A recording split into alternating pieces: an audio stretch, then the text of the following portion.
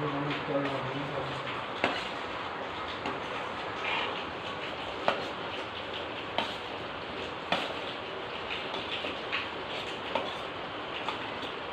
যেখানে বলছিলাম সারা রাত তো ঘুমায়নি, তুই বেজে ঘুমিয়ে পার না, তো কষ্ট হয়ে গেছে।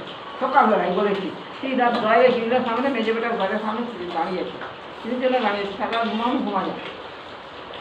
আমার দোষটাই তো সবাই দেখে। আমি বিষয় এখনো যার পয়সা খাচ্ছি তাকে বলছি কেন তুমি আমার মাকে শোনাবে, আমি খাইনি বলে আমার মাকে টেনশন দিচ্ছ, কিছু রোগ হলে তোমাকে ডাক্তার দেখাতে পয়সা দিতে হবে।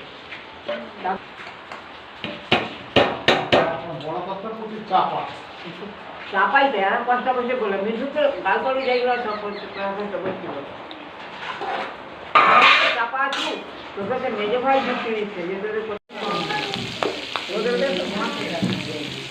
তার মা খাইটাই গিয়ে মাছের মাংস তরকারিতে মুড়ি খেয়েছে, সে শুয়ে করছে ভাতটা টাকা চালিয়েছে।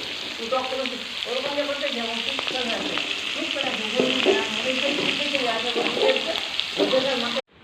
এই দুটো থাকটা নিয়ে এলে থাকটা ফেলবি না। আমি নিয়ে নেবো না, কখনো ঘি দিইনি তো দোকান থেকে না, আমি না দুবার তিনবার দেখলাম যে ব্যাগে নিয়ে নেবো আর বলে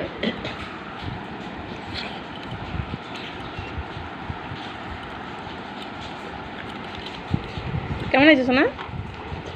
হেভি টেস্টি। হুম,